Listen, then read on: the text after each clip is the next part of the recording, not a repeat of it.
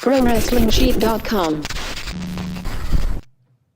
Welcome, everyone, to a new episode of the Collider Bodyslam Raw Recap. I am John Rocha in the new studio, the new souped-up Collider Live podcast We're back studio. in here. We're back in here. Right, I'm joined as always every week by the man who runs Pro Wrestling Sheet, the myth, the legend, Ryan Satin. You dealt with a lot of stuff for the last couple of days, Ryan, with Josh McCouga. His talk about garbage people, wrestling, all that. We're going to cover that. We're also going to break down Raw, do what we normally do. But first, how are you feeling? After the last couple of days of the back and forth, what's your feeling about this? Well, first, I'm happy that we're in this studio. Yeah, here. me too. I missed being in here. I wasn't a fan of the orange background, everyone. I feel like much more at home in a podcast studio here. I like that. And yeah, this is where all the action went down on Collider Live this week. I can still feel the heat in here. Yeah, it's kind of hot in here. I talked about this on the SummerSlam recap yesterday, but for those of you who maybe didn't watch it, during the first episode of Collider Live, Josh McCouga started him and Riley were kind of talking crap on wrestling. Ellis too. Don't let Ellis out of this. Sorry, I didn't mean Riley. I'm sorry. I meant Ellis, not right. Riley. There's a lot of marks. There's a lot of marks. Yeah. I meant Ellis. I'm sorry. And a lot of smarks.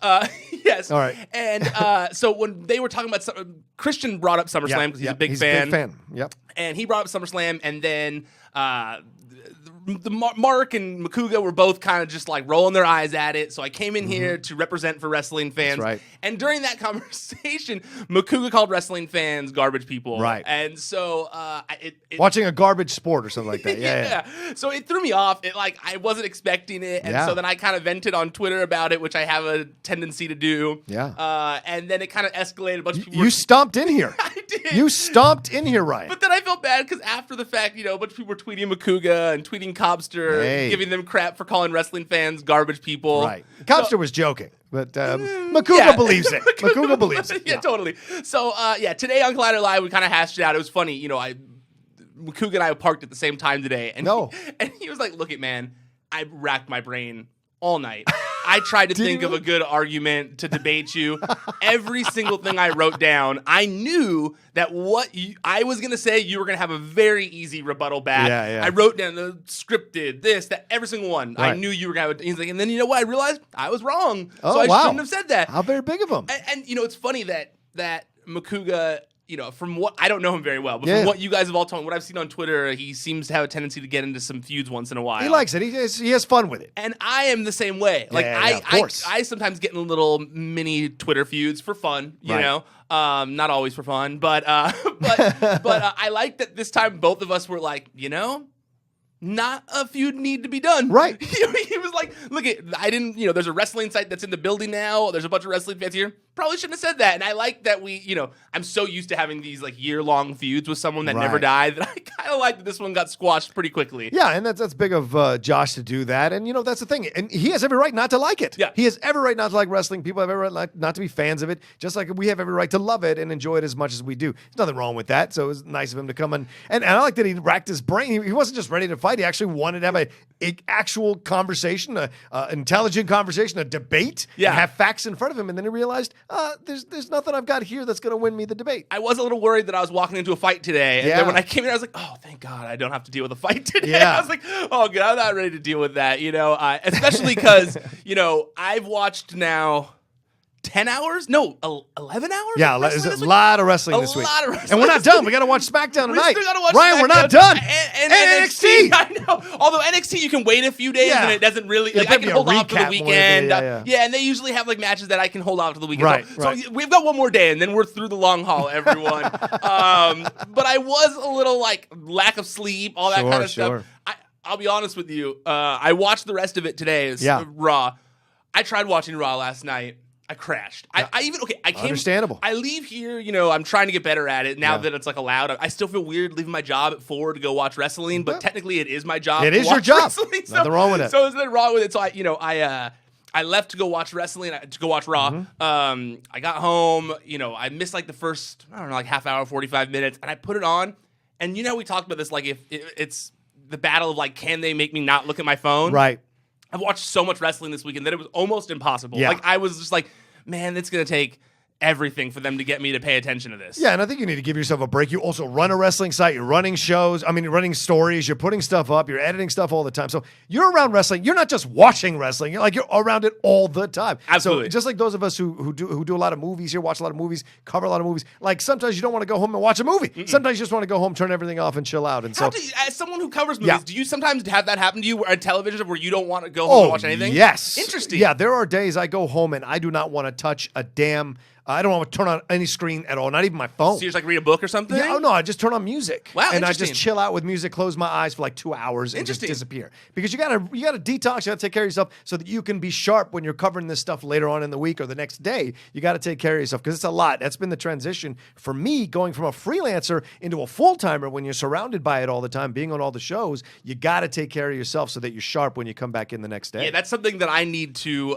start getting better with because I wear so many hats on the site right now, and I'm getting better. I'm trying to get more people to start working on the site. You have been a huge help. Thank you. You know, Aaron's coming on soon to help with things. I'm trying my best to add more people. Austin has been a huge help, but yeah, no, I need to get better at the same thing because sometimes, man, at the end, like this, I tried to watch. I tried so hard to watch Raw last night, and I couldn't do it. And then the worst part is that I finally gave up at the end. I was like, you know what? I'm just gonna go get my girlfriend and I went to get food. I think dinner last night, and I was or something where we went to go leave for a minute, and I said like, nothing's gonna happen at the end of Raw. Nothing's gonna happen. Like we've been watching 10 hours of wrestling. It's gonna be boring. Whatever, we can leave. It's just Finn Balor versus Roman Reigns. Right. Nothing really is probably gonna happen. No title's gonna change hands. So I leave, and then I come back. I literally missed like 10, 15 minutes. Like I just left for the main event. Like I had it on in the background. Yeah. And I come back to my phone, and I just see Twitter is just like, oh my God, the Shield is back. Yeah. The Shield is back, and I'm like,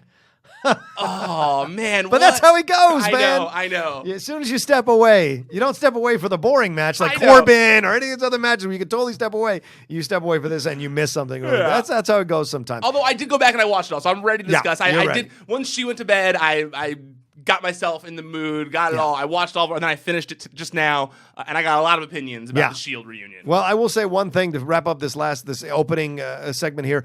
I want to applaud you for marching in here and having the battle, and I applaud both of you for being gentlemanly enough to squash the feud and move on from here. Christian said, be ready. You might have to be Demolition, Axe, and Smash on this. I might have to call you in if this becomes it. So I was ready today to come in, but I'm glad that I didn't get called in and you guys were able to handle it. That's awesome because you're both good people, and I enjoy listening to your opinions. I do have a feeling that this probably isn't the last thing that Makuga and I will disagree on Collider Live, so make sure you guys keep tuning into that. That's right. Honestly, I have been cracking up watching those past 2 episodes. I have been watching every morning laughing my ass off. Yeah, a lot of fun, like the old school Schmoes No Show. It's got that vibe again, and it's a lot of fun to watch. All right, well, let's get into it. You guys are watching or listening to this because you want to talk about Raw, want to hear us talk about Raw. We start off Roman Reigns. He is the champ now. Strowman did not cash that thing in at SummerSlam, so he is the champ. Comes in, talking about wants to be a fighting champ, and then immediately says he's going to give Finn Balor a shot at the title, which would then come. What did you think about this right off the bat? Like, what was your feeling here? First and foremost, I think because all of us have been complaining about Brock Lesnar and how the champion isn't on the show, it was a nice breath of fresh air to have the champion come out on his own as like a face champion. We've had Brock Lesnar for so long. It was nice to have a face champion come out and be like, look at like. Similar when seen at the U.S. Open challenges, where it was like, look, I'm here, I'm ready to fight. Like we've had no champion here. Like, let's do this. Finn Balor never got his shot. I want to give it to him. And as someone who's a huge Finn Balor fan, I thought it was great that they did that. Me too. But at the same time, I thought to myself, like, so this is his we're gonna get one match. Like he's not getting a feud. It's not a pay-per-view. It's not a pay-per-view. It's one match match on Raw, and I'm like, this can't bode well. Like because you already know. It felt like they're already leading towards Braun versus Roman Reigns. That's the feud they're building towards right now. So I thought to myself like, I mean, I like that Finn's back in the main event title scene. Right. Don't get me wrong. A lot of people are happy about that. Big fan of that. Yeah. But I was just like, I kind of was hoping his, finally getting his title shot, similar to Becky Lynch, where it was like she's finally getting her title shot again, and everyone was hunting for. I kind of would have liked a little more build to it for Finn, but at the end of the day, I just love that Finn's in the title scene again. Yeah. We've got a fighting champion again, and it was entertaining. Yeah. Well, Corbin came in to cancel it, and then, which of course because he was mad about getting his butt kicked by the Demon. But then Angle came in, put it together, and then Corbin, you got to fight Lashley, and for some reason that match was damn long. It was. I guess they had to fill time, but. None of that helped either one of those wrestlers. I do not understand the idea. Stop. You want to tell me to stop shoving, have them stop shoving Reigns down our throat. Stop shoving Corbin down our throat. It didn't work with the Lone Wolf. It's working less the more you give him airtime. And it's also, they're putting him in such a shitty spot every week. Yeah. They're giving him they're doing these long talking segments that end with Corbin in a match. Yeah. I don't know if Corbin is the one that you want to start off every single one of your shows with. He's not someone who's popping the show off, getting everyone excited to go in the show, especially after we just watched 8 hours of wrestling. I don't know if necessarily what's going to whet my appetite here is Corbin versus Lashley. Corbin versus Lashley. Yeah. The only plus of this match, and unless I hadn't seen this because I was looking at my phone or something in the past week or so, was that the first time Lashley used that finisher? I think so. It was, right? Yeah. So it looks like he's getting away from the suplex. Yeah. But the suplex people love, which is why he put it in, and now he's moving away from it. I know. You think people love the suplex? People cheered it when he did it against Sami Zayn because he held him up there for so long. It's a test of strength. I guess. I'm not saying I agree with that. I'm just saying that's what they were doing. I know. But I like this finisher. I don't know if this helped Lashley at all. No. To be honest with you. It didn't. I don't think they don't. It seems like they don't really know what to do with Lashley right now. It really feels like they brought him back with absolutely no direction. Yeah, I want him in a triple threat match with Reigns with Strowman. I want to see that, or even a four corners match with Lesnar. Let's do something with Lashley. Give him a shot. I know Balor, and they had a fantastic, which we'll get to, that fantastic match at the end of Raw. But I think this is the matchup. If you do Strowman and Reigns too early, I think you lose the buildup. And if you throw Lashley in it, Lashley could have a complaint like, "Hey, I gave Reigns I took him to the edge, and I even beat him once. It's bull crap that he has the title and I don't, or had a shot at the title." You could have that game play out. So we'll see how this. But they're keeping Lashley in your face, but they got to do something with it. But it's more. Interesting because they're totally keeping him in your face for that reason. But it does seem like they've already quickly decided to not put him in the main event. It feels like, right? Yeah. It seemed like he had moved him down the mid card. Yeah, they moved him back with the Eliases and stuff like that. And so I wonder where they're going to go with it, because it does feel, when I was listening to Bobby Lashley on Lillian Garcia's show, he mentioned how he would really like to turn heel and wrestle like the Seth Rollinses and the Dean Ambroses and all the younger guys who he's never been able to mix it up with, as opposed to kind of like the other big guys that are the faces now. And it makes sense to me, I do think that would be more beneficial right now. I mean, he hasn't really been clicking as a face as it is. I was not a fan of this match at all.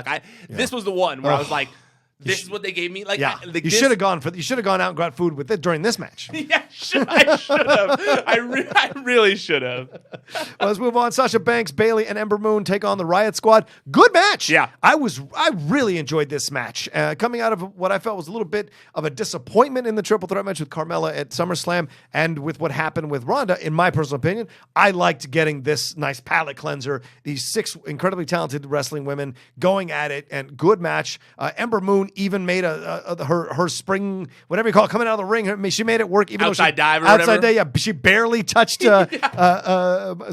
But I like that they made it work all around. And the pin looked clean, and the pin worked for me, to be honest with you. I like that the Riott Squad is building themselves up piece by piece at their expense. I was going to say, there have been a lot of female trios in WWE where they just kind of throw a bunch of women together and hope they resonate with people, especially when they had the initial Divas Revolution or Women's Revolution, right, the Women's Revolution, and they had all those cliques or whatever. Yeah, to me, Riott Squad has the most chemistry out of all those teams. Absolutely, they have somehow, for being a team that had 3 people that were completely separate gimmicks that were not road buddies or anything like that, to just throw them into the tag scene, to make a stable out of them. They have really become a thing that I enjoy every week on Raw. They, even their entrance, where they have that thing against the ropes. They've even, they've even changed their gear to kind of be more matching as like a team now. And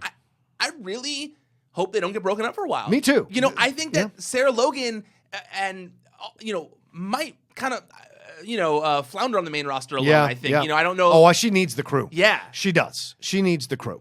She'll become like a mid-card female wrestler, and she needs the crew to stay in contention, to stay around in that area. And maybe she'll break out as she gets more seasoned and her moves advance and like her repertoire expands. She might break out like Strowman did from the Wyatt family. It's honestly possible. I totally foresee that happening. And that's actually why I like them being together so much, is I feel like the longer they're together, the better chance they have of breaking out on their own. Agreed. You know, I mean, Liv Morgan for her Liv age, Morgan, she's gonna be. That's a star in the making. Yeah, she's gonna be a star that goes down in history. I think she could be Sasha Banks level star. Yeah. She has that potential. I think or Alexa. I think that's so certainly too. possible. Yeah. You know, I liked Ember Moon being used a little bit again. Yeah, me too, man. You she know, is so talented, Ryan. It is so frustrating to see her being like kind of having to wait her time.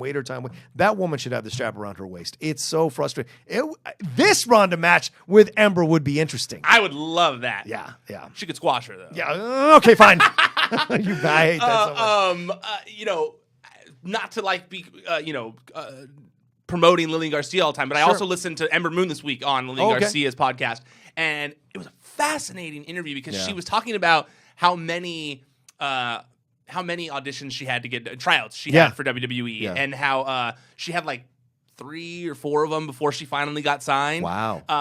Going back to like 2008. Like that's how far back her tryouts were and stuff. And it was a really fascinating interview to hear her kind of like talk about accepting herself and how accepting herself really was when she was finally able to become a fully formed wrestler. And when I was watching her in the ring last night, I was kind of like thinking of that interview, and she really has become a very well-formed character. Oh, yeah. And I know we kind of talked about this recently, how it's felt like her call-up hasn't been the most successful thing yet. Yeah. But I like putting her with Bayley and Sasha here because I think that she deserves to be in that conversation. And essentially, it's an NXT match. Yep. All 6 of them were NXT. Yep. So it just makes a lot of sense to have them. They know each other's moves, and they can make a good show, and I thought they did there. Someone who didn't make a good show was Triple H. With that whole promo, listen, I love Paul Levesque. I love Triple H. This promo went nowhere, and there was no like what is classic Triple H promo to the build to the hit. He was like going down, and I'm like, what is happening here? So by the end, it felt like it was meandering. It felt like one of my bad Schmodown promos where I just go, I got to end this thing. I don't know what the hell I'm talking about anymore. We got to end this thing. Well, how do you explain that? How do you explain that? I mean, they made such a big deal about the end of an era thing. Yeah, they made such a big deal about the end of an era thing that there is literally no way to make sense of explaining why they're doing it again. Yeah. They were like, this is the end. Never happening again. Right. Unless you pay us a lot of money to do it in Australia. Right. You know, and it's and you know it's not going to match up to what they did before. These are men in their 50s. Yeah. It's just not going to be as magical as those 2 incredible WrestleMania matches. Look, I don't want to see Hogan versus Flair again. Nope. Yeah, or Sting. Nope. Because I know he's hurt and he can't fight anymore. But like, I don't want to see that again. Nope. And so to me, this is just a show-off match. This is akin to Inoki when he fought the Bear. Like to me, it just doesn't have the same kind of vibe that it would. It's guys past their prime. They're literally going to have thing. a longer. Their entrances Yeah. total are going to be longer than the match. You know it. Undertaker's going to take 10 minutes to come out. Triple H is going to ride around the ring 10 times on a motorcycle with skulls on his back. Yeah. You know that all of that pomp and circumstance is going to fill that time way more than anything else. And, And that's why I don't like it. You know, like I'm like, I agree. I just that match is something that is a legendary match. Yeah, that WrestleMania match. Everything he said in that promo up until the turn, everything up until him saying that he did want to do the match, it was great because you were like, yeah, everything you're saying makes perfect sense. Let's do this. It was just like, well, yeah, you already did all that stuff. You should have said no to Vince when he called you, right? Because why can't you think of something else? You know, yeah, like, exactly. To be honest with you, I would much rather see Undertaker versus 15 other people that are on the roster than Undertaker versus Triple H, and vice versa with Triple H versus Undertaker. Like, there are so many people I'd rather, and I know we've seen it before, but I'd rather see Triple H versus new Mini Dean, you know, Mini Triple H Dean, Mini you Triple know? H, Triple H Jr., Triple H Jr., you know, or a bunch of other options. There are so many other options than going back to Undertaker versus Triple H. To be honest with you, I don't think Undertaker versus Triple H sells the tickets that they think that is either. They sell tickets regardless. Well, the optics of it are bad as well. Look, Taker can come back and do one of these matches because Taker is a wrestler. Triple H is what, CEO, CFO, whatever he is there at he's high up on the chain. So it reads to the other wrestlers like, okay, here we go again. Triple H's ego. He needs to have it, he needs to have it massaged again, that he can still wrestle. He's not just one of the boys in the back, or he's not just high up on the chain. But you don't see Fit Finlay trying to wrestle again, or any of these guys or Terry Taylor, the Red Rooster. You don't see any of these guys coming out of the back wanting to fight again. They get involved in breaking people up, but you don't see them running out trying to fight again in matches. They would if they could. Well, sure. If Vince called Fit Finlay and was like, yo, Fit, do you want to wrestle Undertaker in fight Australia Sheamus? in front of 100,000 people? He'd be like, yeah, let's do this. And I don't know. All right, that's fair. But I just think Triple H is so much more over than those guys. Right. That's too. fair. That's fair. I just feel like it's the optics of it, because the big pushback on Triple H is always that it's like, oh, he's making it about himself again. He's making it about himself again, and so I think this doesn't help those optics. So we'll see in the long run. But I think it did explain. I think in the promo at least that it's Vince and not him. Yeah, right. Vince called me and asked me to. Sure, do this. Sure, he did. Sure he did. Paul, I want you to fight Undertaker again. He was like, no. Yeah, that didn't happen. Yeah, no. Which put Rock and Stone Cold again. All right, anyway, speaking of Triple H Jr., Dean Ambrose took on Ziggler. First match that he's had since coming back from that injury. Looked great. Good God. Right? I don't know what he's been doing over the last few months, but I love a wrestler who comes back with a new arsenal of moves, and Ambrose certainly did that against Ziggler, and Ziggler gave him everything he could, so I thought it was a great matchup. And not only that, when they first cut back to the ring and you just saw them opposite each other and you saw Dean walking around, you're like, that's a whole new dude. Yeah. That's a whole new wrestler. Like, I know that it's not, but you look at him and you're like, he's just, his presence, he just, honestly, those traps just being like all beefed out, it makes you look like a scary dude when you have that. You know, before he looked like a gutter kid who might shank you like in an alley, Now he looks like a buff dude who could like punch your face off, you know? And I think that was very evident when you watched him wrestle. I like that he.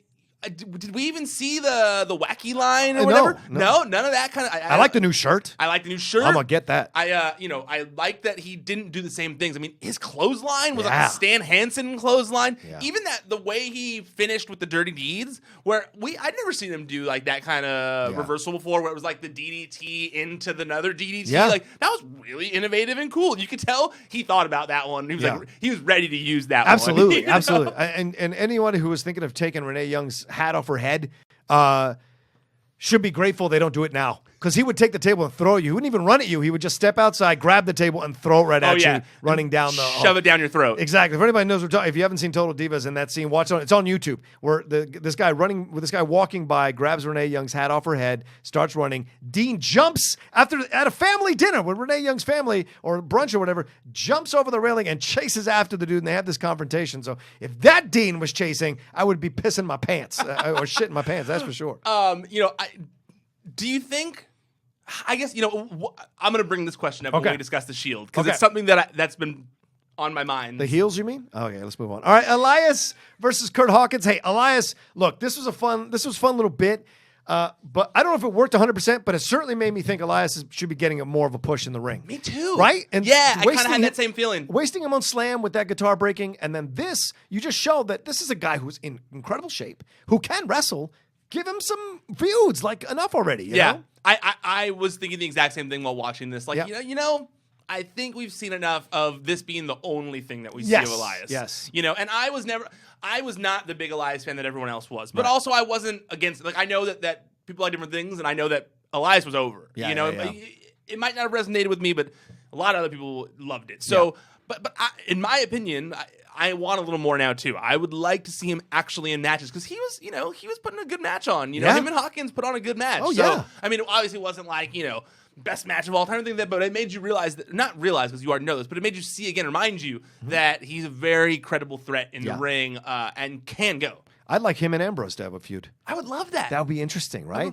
Absolutely. Because he could put Ambrose over more, but he could also sell himself with his moves and give Ambrose all he can handle. Plus, he's a little bit bigger than Dean. Even though Dean is big now, he's even bigger than Dean. So that would be a great back and forth between those two guys, don't you think? Absolutely. Yeah. I mean, to be honest with you, and I know I said I was going to mention it later, but this whole Shield thing does kind of disappoint me, because as much as I loved it, and we're going to discuss it, but I feel like instantly catapulting him back to the main event scene and doing all that means like he's not going to be wrestling some of these other guys or turning heel or anything like that. So we're going to get to it. We'll get to it. But Well, and then we wasted some more time with the authors of Pain versus Titus Worldwide. You should have gone and got dessert during this time. No, you know what? Like this? I disagree with you here. Okay, go ahead. Because I thought that is actually one that I wasn't paying attention for last night. Okay. And today I rewatched, right? Okay. And I was like, right when it came on, I kind of rolled my eyes. I was like, how many times are they going to keep doing this? Right. Like, how many times are they going to keep doing this is kind of a dead end here. Yeah, What are we doing here?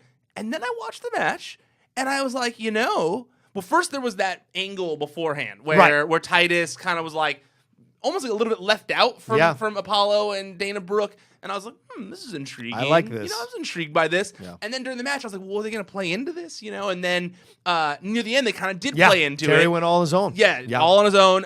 And before that, when he was doing like that moonsault off the top rope, that kind of not full moonsault, but that like half moonsault thing. And then also when he did that, popped up and then did the moonsault or shooting star press. Yeah, that was great. Great. And I was like, I think Apollo has been reinvigorated. I think they're going to do something with these guys finally. It seems like they're going to build to something with them breaking up at least. I hope so. And maybe a renewed push for both of them. So as much as, yes, these have kind of felt unimportant, this has been the most important of their unimportant face-offs between Titus Worldwide and Authors of Pain. I agree with this. If nothing else, if it highlights Terry Crews, I'm 1,000% Apollo Crews. Apollo Crews.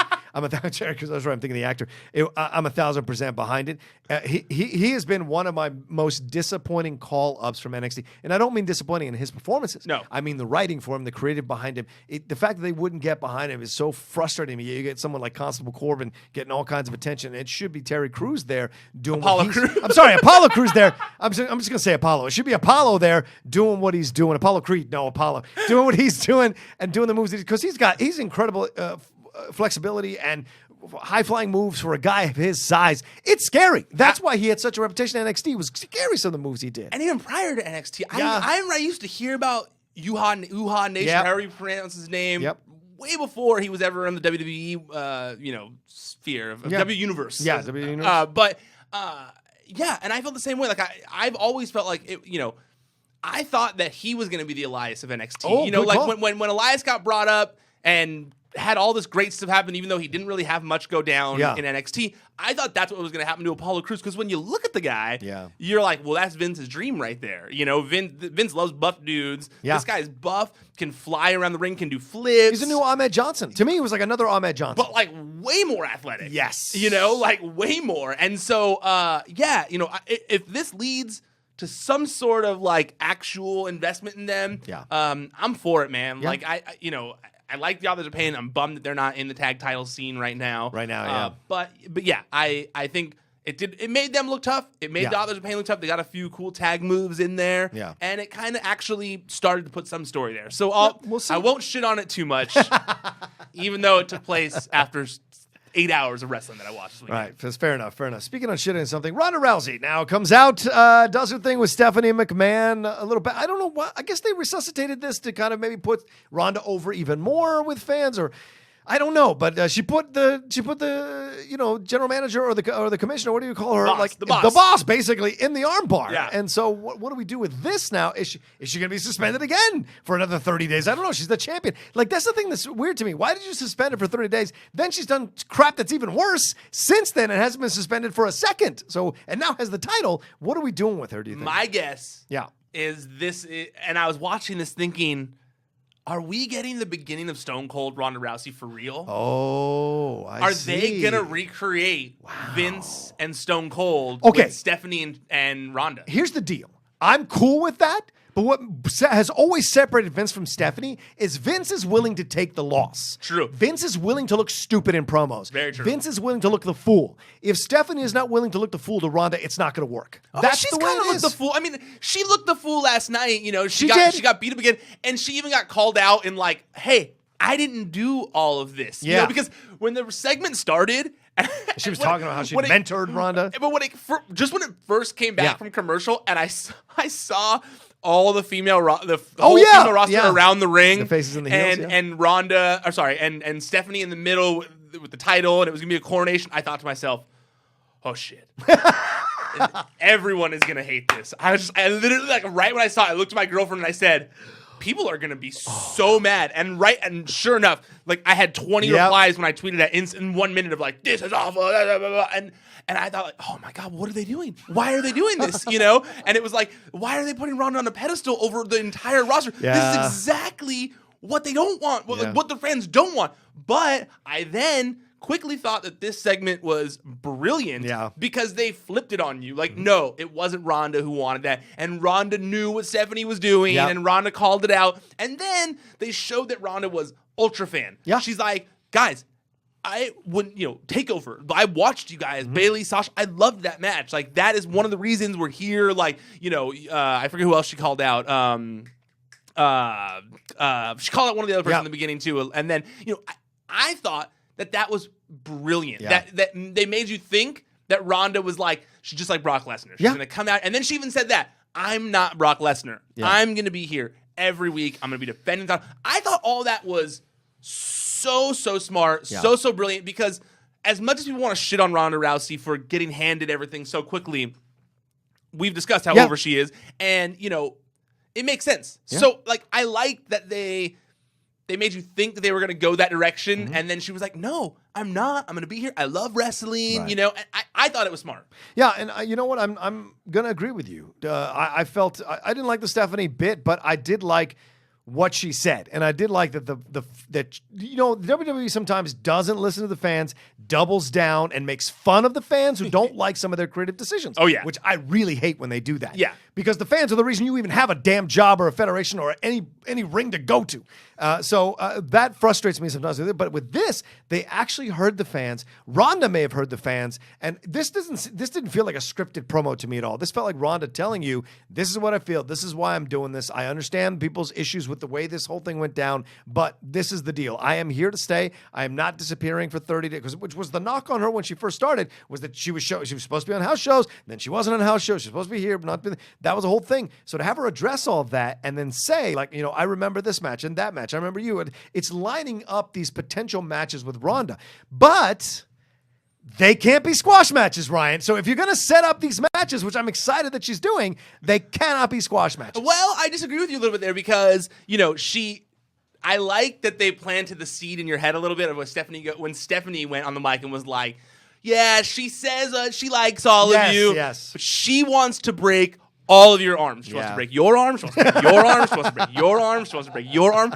And it's true. Like, it is a competitive sport. Ronda is not, if we're supposed to believe these characters, Ronda's not getting paid to put on 20-minute matches. Ronda wants to end these matches. She's going to be the top. She's going to be this dominant champion. Right. So I disagree still. I think that, if anything, it plays into better storylines. Sasha Banks being frustrated that she keeps getting squashed, and then she turns heel finally, or all things like that. I don't know. I just think that, squash matches, squash it up, dude. Squash.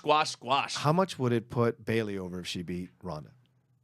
Would that redeem Bayley with all the stuff, all the pushback she's had, that's having to redeem herself with the Sasha feud, and then getting together, and then all the she was great when they came. She was going to be the new John Cena, the female John Cena, and then that kind of went to shit with the fans. Do you think that if they put her in a program with Ronda and she's the first one to beat Ronda, does that redeem Bayley? Does that go a long way to redeeming her character at least? And do fans go on her side?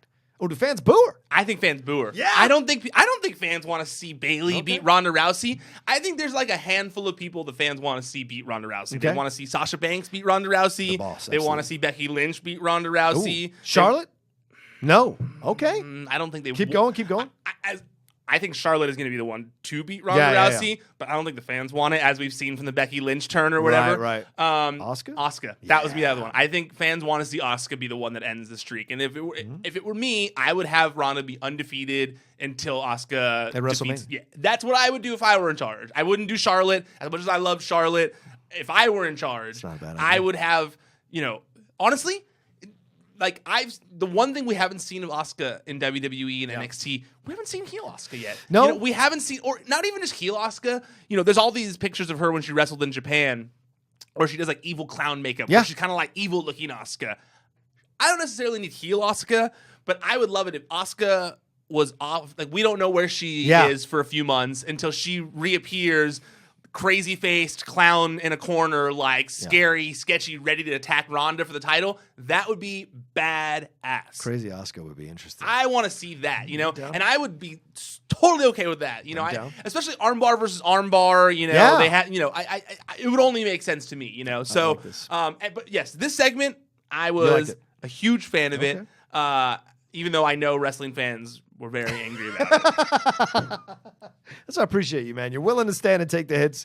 You're like Jon Snow pulling the sword out with all the horses coming. You're like, I'll take it. Well, you know what it is that, the more I watch, the more I cover it, the more I start to think about, like, you kind of have to, there's some things that you have to just not care about. And I'll talk about it with the Shield thing, but there was a lot of that in the Shield thing to me where it was like, well, that doesn't make any sense, but it was like, okay, well, I can roll with this because it's awesome, right. And so, that's one of them. Well, let's get to it. Let's motor through this. Bo Dallas versus Scott Dawson and Curtis Angle versus Dash Wilder. Apparently, separately they can beat these guys, but not together for some damn reason.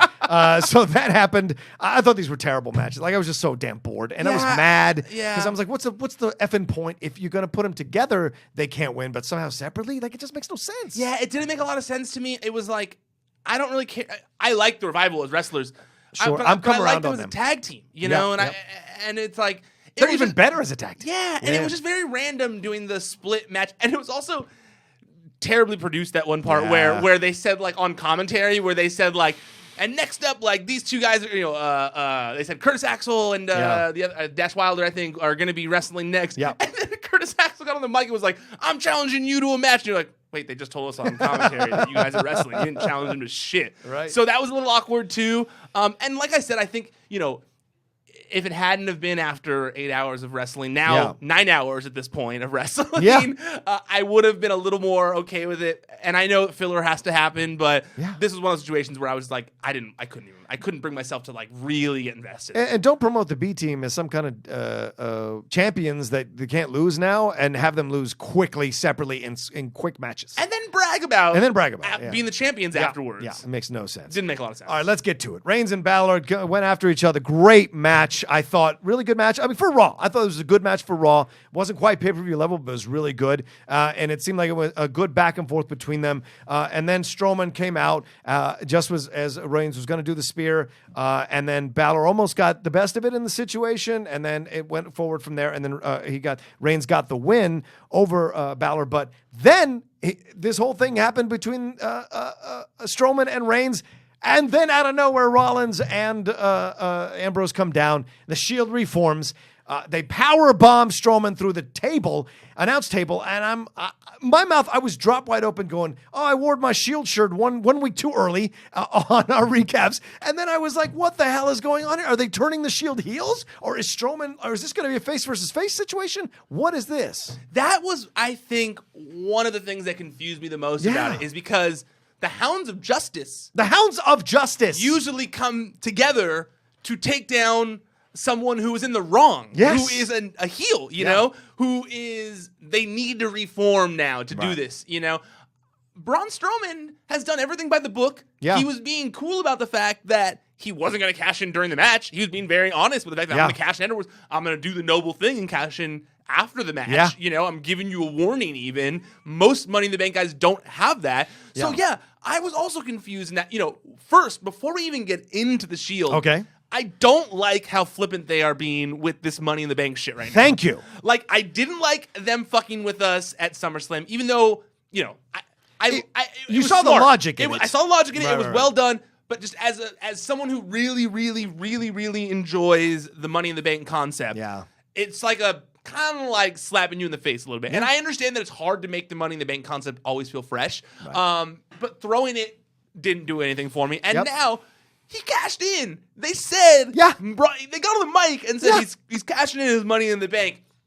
I've never heard the rule of, like, I mean, maybe I have, but, like, the rule of, like, the bell has to ring first doesn't make the most sense. Like, there's a lot of rules, apparently, to cash in Money Bank that none of us know about. Yeah. And they keep adding new ones. They need to put that contract on the internet so we can all see the terms of this deal so that we are aware of the rules when we are getting into this, because it seems a little bit unfair. There has to be a second referee standing by. Someone has to ring the bell. He must be in his proper attire. It must be a Wednesday. The briefcase can't be on the stage. You know, like the briefcase has to have the papers in them. Like it's all so ridiculous, man. Yeah, and then so that part I was kind of like, I while watching it, I was a little annoyed. Right when the Shield music hit, I was like, Braun, why don't you just kick Roman's face in while they're sauntering to the ring? Yeah. Just pin him. There's no way they could get there in 3 seconds. Right. Like, Seth Rollins is fast. I know he likes CrossFit. He's not going to get there that fast. Kick Roman in the face and pin that dude real fast. Right. You know? So that part was bothersome. But then when Cole fixed it on comment, Cole did. He really did. It took him a second. Yeah. It took him a minute. But when he started like driving home, like belt in a ring, I was like, okay, I'll accept this a little bit. Yeah. And then I started to enjoy it a little Yeah. bit. I for what it was, I enjoyed it. Like, I'm sure laughing. Strowman did too. I'm sure Strowman was like happy to be part of this with the Shield. Totally. Even, I liked when Roman finally stood up after they were all around, on both sides, and he kind of like gained his composure and had like a little like, what's up now, dude? Like, what's up now? Like, I like that, like it adds to Roman's character. But then I thought to myself, what we were just saying here. Yeah. Braun is not a heel. No. Like, I was like, who are we supposed to be cheering for so here? over. He's the most over guy in the company right makes now. no sense. So I was like, what? But now you've taken your 3 top faces on the show and had them not turn heel, but beat the other top face on the show. Yeah. The logic there was really confusing. Like, it was one of those things where I was like, yeah, this is great. Like, the Shield, love the Shield. They're dope. Yeah. Makes Roman cool again. But then when I start thinking of like all the other things that don't make a lot of sense, it did start to bother me a little bit. Like Dean. Dean, that's like such a backward step for Dean. He does not need the Shield right now. No. He could use Rollins separately as he did in his match against Ziggler last night. Having Rollins around to have his back with Drew McIntyre, which was nice back and forth, and Rollins' suicide dive was incredible. Great timing all around for all 4 of those guys. Great stuff. Or even Reigns coming down to help him in a situation. We know the Shield guys have each other's back. They don't have to show up all together to take on Strowman. That makes no sense because we know they're going to have designs on the title really soon, themselves separately. Yeah. So it just makes no sense for them to come after Strowman in this way. And it's not like Strowman is doing something evil he won the Money in the Bank. He's got a right to challenge for the freaking title. That's kind of how this works. And most people do, like I was saying, most people do it like dicks. Yeah. Most people just run in after the match, hit you in the head. He's like, hey, man, I'm going to do this after your match. Right. It's my right. It's in this contract that you don't have the legalese to because you've never won it. But, right. or has Roman Reigns won Money in the Bank before? Right. Yes, I think maybe he has. I have to look that up. I forget. But I don't. You don't think so? I have to look it up. I know that Ziggler is the quintessential thing, sliding in on Del Rio, his leg broken, and winning that thing. Yeah. Okay, question. Yeah. This is something that I was really wondering while watching it, and it was bothering me while watching this. Do you think this was reminiscent of when the Shield debuted and beat up Ryback? Because Ryback was, in my opinion, at that time, he was a big dude. Arguably one of the most over people on the roster at the time. People were eating up Feed Me More. They were eating up Feed Me More. He was on this like giant upward trajectory. And then it was like, well, you put him in that title match and he lost. And then the Shield debuted and it just like tanked his career. After that, everything just went downhill. I mean, the Rock won the title shortly after. His whole character just started to kind of get buried after that. The Shield obviously went on to great things. Yeah. But I watched it and I was thinking, man, this reminds me of when Ryback was the most over guy in the company. And then they just shit on him with these guys, and obviously they weren't the same stature then, the Shield. But it reminded me of the same thing, no? It kind of was like a stunting the upward trajectory of someone. Well, here's what I'll say. I see why you would make that connection. It totally makes sense. You're right in that way that he was the correlative, how they were over at their time, at those respective times in each of their careers, and the Shield show up and did what they did. But I would say that Strowman has a better head on his shoulders than Ryback did about the situation, and I think he's even more over with the fans because he's not getting the Goldberg chance that Ryback did. Even when he was over, Ryback was getting the Goldberg chance because it was very similar, and so he was having to fight back against that. That's an extra added element that a person has to battle while they're trying to prove themselves and make their name in the WWE. I think Strowman doesn't have. He's so over that whatever happens with the Shield, he will survive it. And in the end, I think he will beat all 3 of them. I think it'll do the reverse where they put him over even more. And I think that's possible because he will, in the end, he will battle, have 1-on-3 you're automatically the face. True. In a 1-on-3 situation. So he'll be over with the fans no matter what happens, I think. And people hate Reigns. People still hate Reigns. They do. And it's interesting to me because if you remember 9 months ago, it seems like this is the direction they were going 9 months ago when Dean got injured. Yes. You know, they reformed the Shield at the same time. They were going against Braun. Yeah. And it almost feels like they were like, okay, let's pick this back up again. There are too many faces, Ryan. There are too many faces. You gotta turn Reigns heel with the Shield. They're not doing that. You don't think so? No way. They're gonna turn all 3 of them heel. Like those are their 3 top faces on Raw. They can't turn all 3 of them heel. I like how evil you are over there with that. No, if anything, no. If anything, I'm sure you're right. We talked about I remember actually one of the first recap shows we did before Dean came back. Yeah, we were talking about how it would be nice if once Roman won the title, Dean turned on Roman finally, and that's how we got to the heel turn. That I like. If that's the direction we're going, that we're going to go this, and then Dean is like, done all this, because you know what? You guys weren't there for me for the 9 months I was injured. I was in the desert. You guys didn't call me. You were too busy losing to Brock Lesnar and not representing the Shield, you know? Seth, F you. I didn't trust your ass anyways. Like, you know, I was just kind of like using you. That's what I want to see. You know? So Ambrose turns on the Shield. That's what I want to see. And then goes with Strowman? Well, no, because I don't think Strowman's a heel. Okay. As much as they want us to kind of treat Braun as the heel, I don't see him as the heel. Okay. Honestly, I like Lone Wolf, not Baron Corbin. I like Lone Wolf. Braun Strowman. Dean Ambrose. Oh, Dean Ambrose. Yeah. I like Dean. Like I remember when he was wrestling. I want to say. I forgot who it was, but I want to say it was Triple H when he had these like cool vignettes where he was working out in the desert. Yeah. Remember those? Yes. I liked Loner Dean Ambrose doing like weird desert workouts and stuff. Like I liked that version of him. And that's the thing that I will say at the end of this, Ryan, is the Shield isn't necessary. No. I understand why that it was fun to do it as a fun little one-off, whatever.